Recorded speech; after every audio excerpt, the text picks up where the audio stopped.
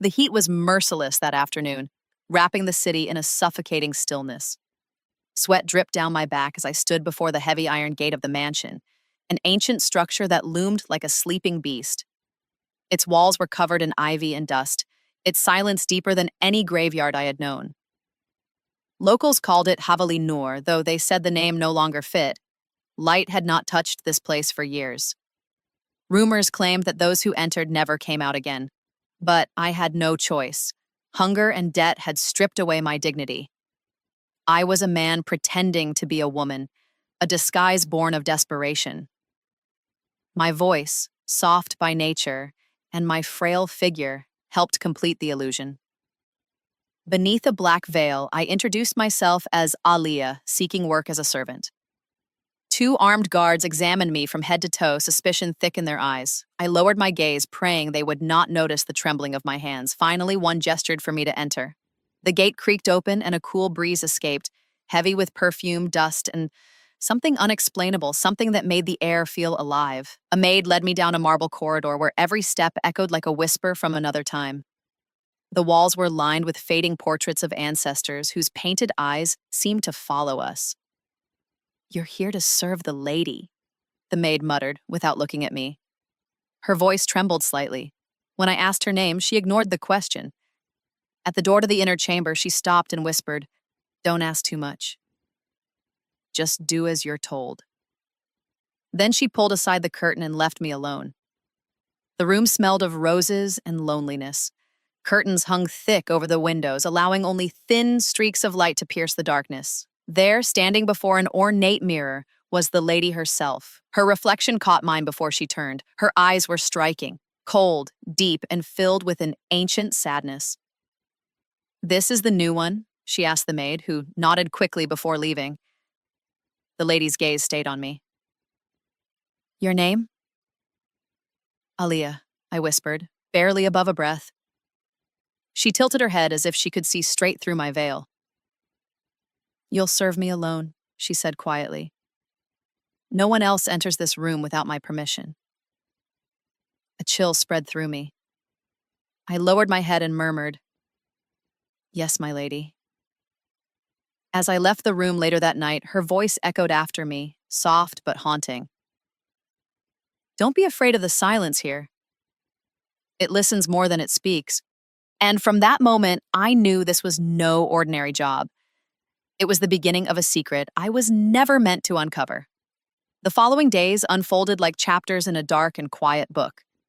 My mornings began with the sound of footsteps echoing through endless corridors, and my nights ended in the suffocating silence of the servant quarters. The mansion had no laughter, no warmth, only whispers that seemed to crawl along the walls. The lady, whose name I later learned was Meher, rarely spoke, but her presence carried a strange weight. Her every movement was graceful yet burdened, like someone walking under an invisible storm. Each morning, I cleaned her chamber. The air always smelled faintly of burning incense and wilted roses. She would sit near the window, gazing out at the overgrown garden, her pale hands resting lifelessly in her lap. Sometimes she would catch my reflection in the mirror and say, almost absently, "Do you fear this silence, Aliyah?" The first time she asked, I could not answer. Fear? Yes, I feared everything, being discovered, being dismissed, being trapped. But I simply replied, "No, my lady," and kept scrubbing the floor, pretending calm. She watched me quietly for a long time before turning back to the window. At night, the servants whispered about her. I heard fragments, words like curse, madness, and shadows. When I tried to ask one of the older maids, she shushed me and said, "Don't talk about what lives in her room." Her trembling eyes told me more than her words ever could. One evening, the sheikh, the lady's father, summoned me to his chamber. The room smelled of tobacco and musk. He was a large man, his expression carved in stone. "My daughter doesn't trust anyone," he said slowly, his voice heavy with warning. "She's fragile."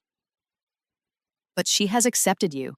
That makes you responsible for her. If her health declines, it will be your fault." I lowered my gaze, hiding the fear that rose in my chest. "Yes, sir," I murmured. When I returned to Meher's chamber that night, she stood before the mirror again, brushing her long dark hair. She met my eyes through the reflection and said softly, Tomorrow, you will learn something about me. Don't be afraid when it happens. Her voice was calm, but her eyes looked like those of someone standing at the edge of a cliff, staring into a storm only she could see. That night, I couldn't sleep. The air in my small room felt heavy, as though the mansion itself was breathing. The sound of footsteps echoed faintly outside my door, though no one was there. And as dawn approached, I realized something unsettling. The lady was not the only one hiding secrets within those ancient walls. The mansion grew heavier with every passing day, as though the air itself had learned to keep secrets.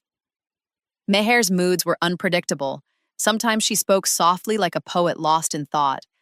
Other times she would retreat into silence, staring into the mirror for hours as if trapped within it. I learned to move quietly, to anticipate her needs before she spoke, to breathe without making a sound. Still, her questions unsettled me. Aliyah. Iya, she said one morning. Why do you hide your eyes when I look at you? Are you afraid of what I might see? Her words struck too close to truth. Beneath my veil, I swallowed hard and replied, No, my lady. I simply wish to show respect. A faint smile touched her lips, but her eyes, sharp and searching, told me she didn't believe it. The days stretched into evenings filled with strange routines. She made me read to her from old books with fading ink and torn pages. Her favorite was a collection of poems about loneliness and rain. Do you think people are born lonely? She asked one afternoon, gazing out the window at the wilting roses. I didn't know what to say, so I murmured, maybe not born lonely, but made so by others. She nodded as if I had confirmed a truth she already knew. At night, when I returned to the servants' quarters, the whispers began again. The older maids spoke in hushed tones about the lady's curse. She bleeds without wounds, one said, and the master hides her from the world. Another added, those who serve her never stay long. I tried to ignore them, but the fear crawled under my skin.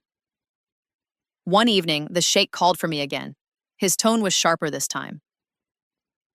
The healer says her body bears strange marks, he said. From tomorrow, you'll tend to her directly.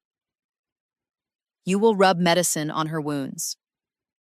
My heart nearly stopped. If I touched her, if she even glimpsed my hands or heard my real voice, my disguise would shatter. But refusal was not an option. Yes, sir, I whispered, my throat dry. When I told Meher, she looked at me as though she had been expecting it. Don't worry, she said softly. I already know what frightens you. But remember what I told you. What you'll see is not for everyone's eyes. That night, as I prepared the small bottle of oil and the clean white cloths, the lamps flickered one by one until only a single flame remained. Then, suddenly, the flame died. And for a brief moment, I could have sworn I heard someone whisper in the dark, "You are not the first to see." I froze. The air felt cold, almost alive, pressing against my skin. I wanted to run, but my feet wouldn't move. Somewhere deep inside, I knew this mansion had more voices than living people could ever account for. From that day onward, the mansion began to feel less like a home and more like a breathing creature, one that observed, waited, and whispered when no one was around. The marble floors seemed colder, and even the golden chandeliers failed to warm the air. Meher's silence deepened into something unearthly. Sometimes she would laugh softly at nothing. Other times, she would whisper to her own reflection as if it were another person trapped behind the glass. My fear grew quietly. I no longer slept through the night. Strange sounds echoed in the hallways. Footsteps that stopped when I turned, doors creaking though no wind blew. Every corner carried the smell of rose and decay. When I looked into the mirrors, I sometimes thought I saw another figure standing just behind me, blurred but watching. One evening, as I arranged her books, Meher suddenly spoke. Aliyah, she said, do you ever wonder who you really are when no one is watching? The question sliced through me. I froze, pretending not to understand. I am what I appear to be, my lady, I said. She smiled faintly. Are you? Or are you what you hide? For a heartbeat, our eyes met. Something in her gaze told me she already knew. That my secret, the one I carried under layers of cloth and fear, was no secret to her anymore. But she said nothing more. That night, I went to the sheikh, hoping to find some clarity. His room was filled with the heavy scent of oud and cigar smoke. He looked up from his desk, irritation flickering in his eyes. "Why are you here?"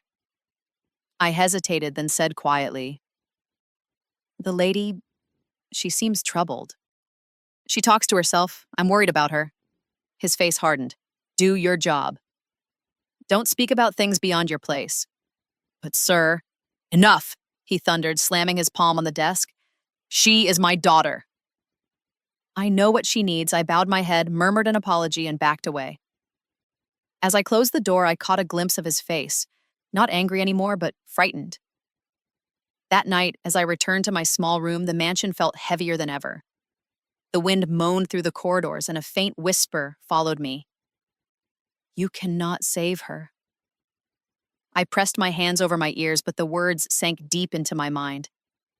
The truth was clear. This house did not want anyone to leave.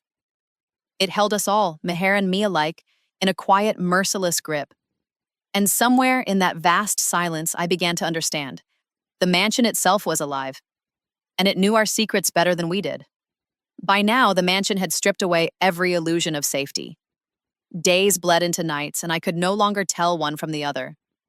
Meher's presence consumed the rhythm of my life. Her voice, calm, melodic, and strangely detached, followed me like a scent I couldn't wash off.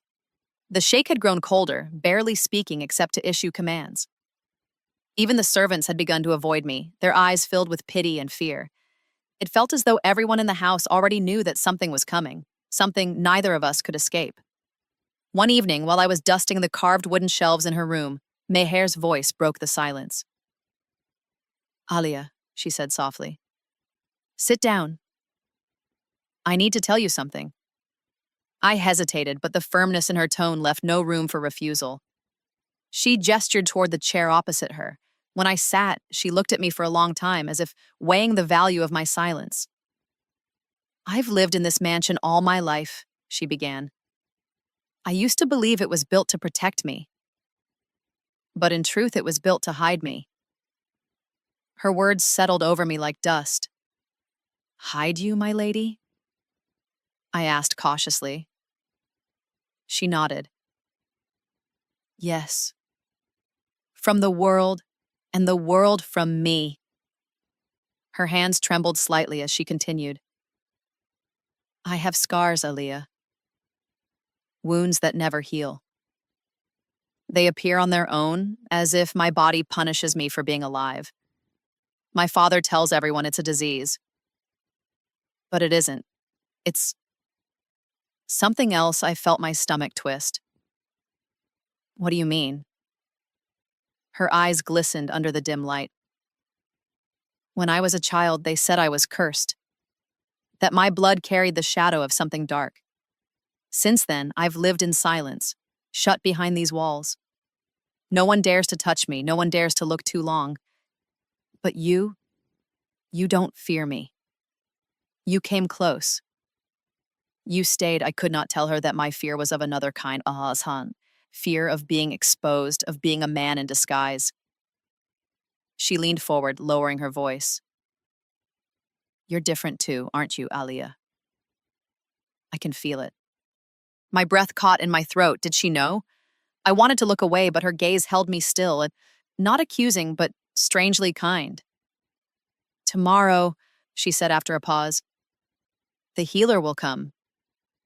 My father insists. But before that, I wanted you to know my truth, because after tomorrow, nothing will remain hidden anymore.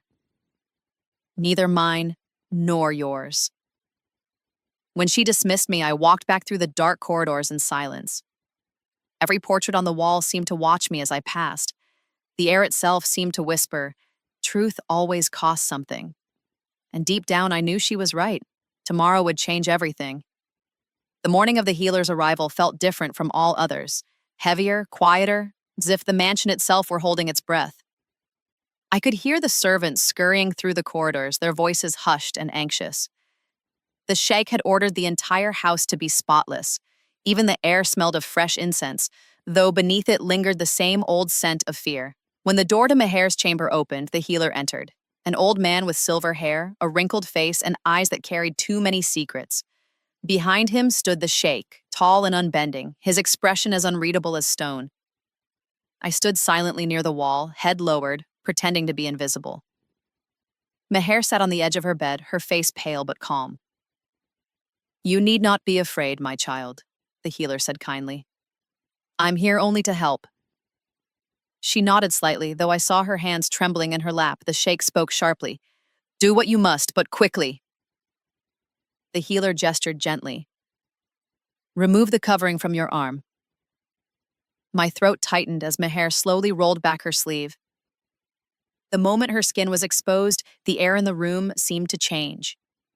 Deep crimson marks covered her arm, wounds that looked both burned and bleeding, yet strangely alive. They pulsed faintly under the light, as though they breathed. The healer leaned closer, whispering prayers under his breath. "These are not ordinary scars," he murmured, tracing a trembling finger near one of them without touching.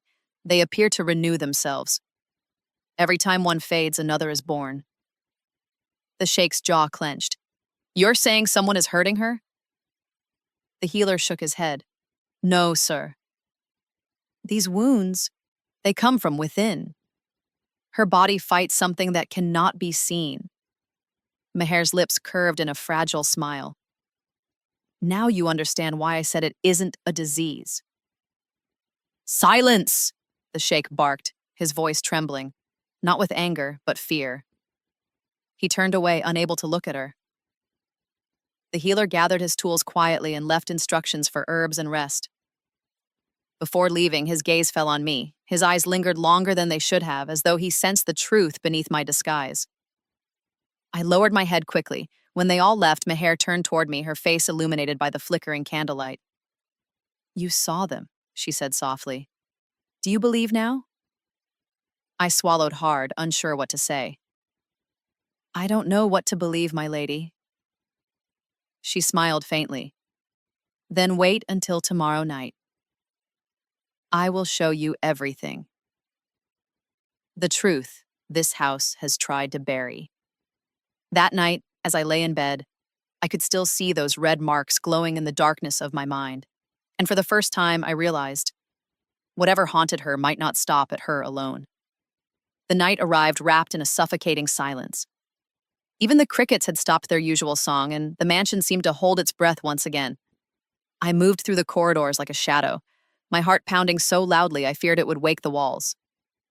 The oil lamps flickered along the hallway, stretching my reflection across the polished marble like a restless ghost. Every step I took toward Meher's room felt like walking deeper into something forbidden, a truth that could shatter both our lives. When I entered, she was already awake, standing by the window. The faint moonlight drew silver lines across her face, making her appear both ethereal and haunted. "You came," she said, her tone calm yet full of weight. "I gave my word," I replied, though my voice trembled. She turned slowly, the candlelight revealing the gentleness of her features and the exhaustion that lived behind her eyes. "I told you I'd show you what lies beneath all this silence," she said softly. "But promise me, Alia, you will not run." I nodded, unable to speak. Meher moved to the center of the room, where a single candle burned on a brass stand.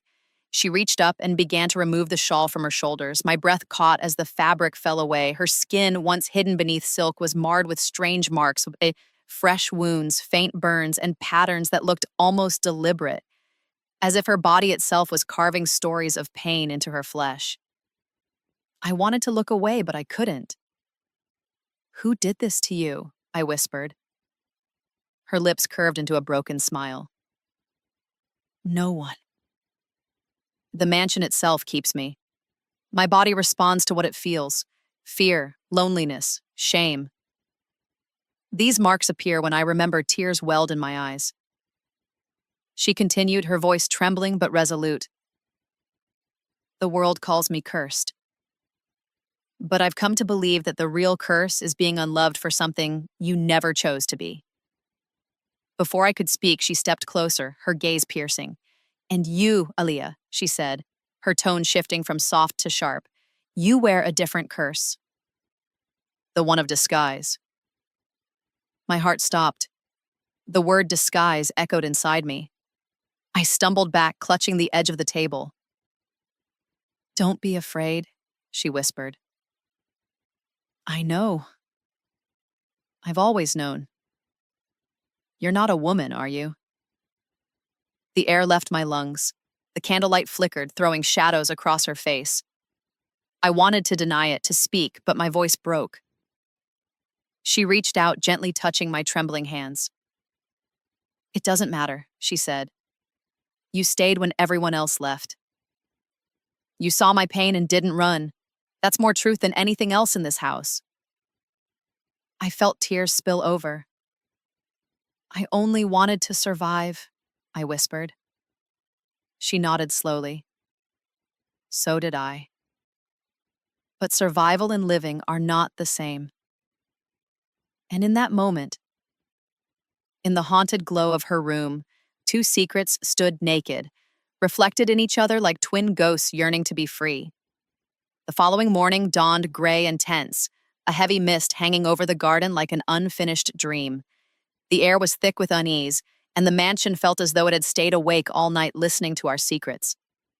I barely slept. Meher's words, "Our secrets are our chains," echoed in my mind like a prophecy. By noon, the house was in motion again. Servants rushed about, cleaning, preparing for the healer's second visit. The sheikh's commands thundered through the halls, each one colder than the last. But Meher, unlike before, seemed strangely calm. She sat by the window, her gaze distant, her fingers tracing invisible lines on the glass. When I entered her room, she looked at me and smiled faintly. Do you still trust me, Aaliyah?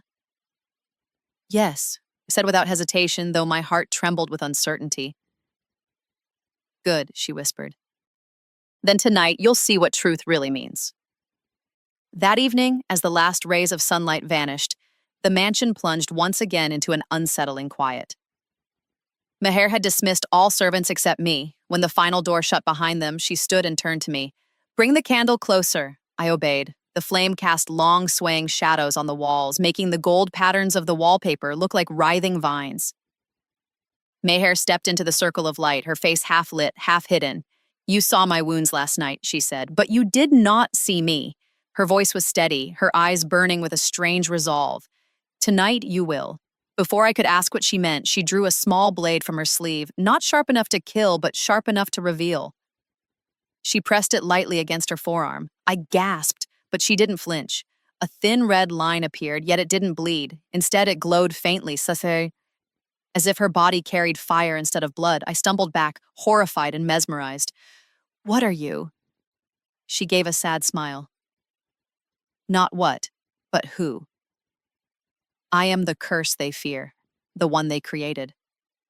My father tried to hide me because my body defies nature. My pain never fades. It renews itself, reminding me that I am not like others. Her eyes glistened.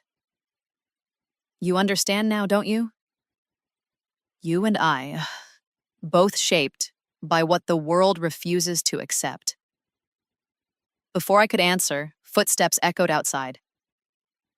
The door burst open. The sheikh stood there, fury twisting his face. What are you doing? He roared. Meher turned calmly. Telling the truth, father. Enough, he bellowed. Do you want everyone to know what you are? She met his gaze without fear. Maybe it's time they did.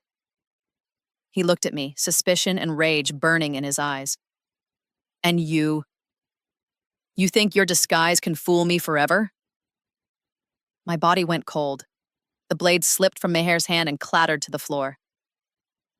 The house, that silent witness to every secret seemed to breathe again. The truth had finally begun to break free. The silence that followed was heavier than any scream. The sheikh's words hung in the air like the toll of a bell, echoing through the walls that had long guarded our lies. My knees nearly buckled beneath me as his gaze bore into mine, sharp, furious, unrelenting. I wanted to speak, to defend myself, but my tongue was stone. So, he said coldly, stepping closer, the rumors were true. A stranger hides beneath that veil, a man in a woman's skin. His voice cracked like a whip. You thought you could deceive me in my own house? Meher stepped between us, like, stop, father. He deceived no one. He only survived. Her words startled me. The strength in her voice, Bwane, the same fragile voice that once trembled with fear, now rose like steel. The sheikh turned to her, his anger flaring. You defend this? Yes, she said firmly, because he is the only one who ever saw me as human. The others looked at me with fear. He looked at me with compassion. The sheikh's face twisted in confusion and disbelief. Compassion? He's a liar, a fraud. And you, she interrupted, her tone trembling yet defiant, are a coward. You hid me from the world and called it love. You locked me in this mansion so you wouldn't face your own shame. The room trembled with the weight of her words. I could hear my own breath shaking as the old man's pride fractured before my eyes. He stepped back, eyes glistening with something that wasn't entirely rage. You don't understand, Meher, he whispered hoarsely. They'll destroy you. They'll destroy us. She shook her head.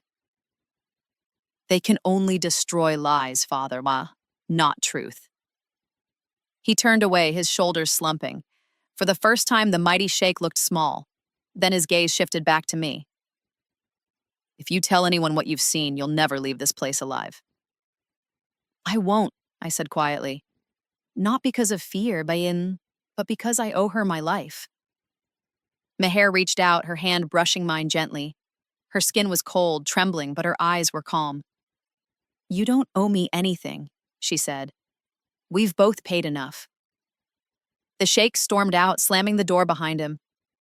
The echo rang through the house like thunder. For a long moment, neither of us spoke.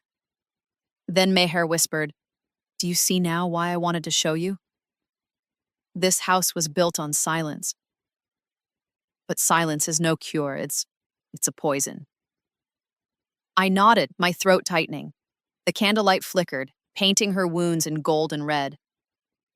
Outside, the wind howled through the trees, and for the first time, I understood. We were no longer captives of the mansion. We were captives of truth, and the only way to escape was to let the world see us as we really were.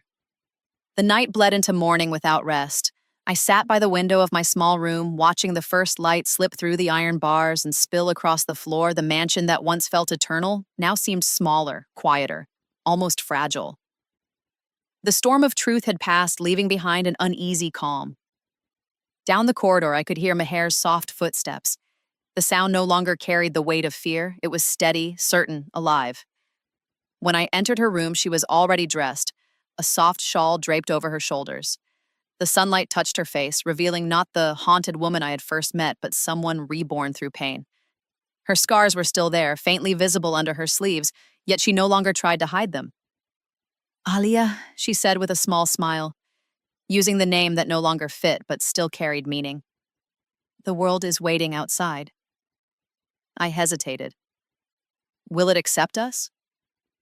She turned her gaze toward the open window where birds fluttered freely over the garden. It doesn't matter if it does, she said. We've accepted ourselves. That's where freedom begins. Her words sank deep into my heart. I thought of the man I had hidden behind the veil, of the fear that had governed every breath. For the first time, I no longer felt like a fugitive from my own truth. Meher's courage had broken something inside me. Not my resolve, but the chains that had held it captive. Later that day, the sheikh called us both to the main hall. His once commanding presence seemed diminished. He looked at his daughter, truly looked, and his voice softened. You are my child, he said quietly. I don't understand your pain, but I can no longer deny it. Then his gaze met mine. And you? Perhaps I misjudged you. You've brought peace where I saw only shame. There was no apology, only acceptance. And that was enough. By evening, Meher and I stepped out into the courtyard together. The wind carried the scent of wet earth. The sky, streaked with gold, looked as if it too had shed its darkness. Servants watched from a distance, their eyes uncertain but curious. Meher lifted her chin and walked forward, unafraid. Her scars glimmered faintly under the sun, no longer marks of pain, but symbols of survival. I followed her, my disguise gone, my truth bare. For the first time, I felt the warmth of daylight touch my face without guilt. We stood side by side, silent but free. The mansion behind us seemed to exhale, as though releasing its centuries of sorrow. Meher looked at me and whispered, "Do you feel it?" "Yes," I said softly. "The world is still the same. But we are not." And as the sun rose fully over the gates, it felt like the first dawn of our real lives. Two souls once buried in secrets, now walking together in the light of truth.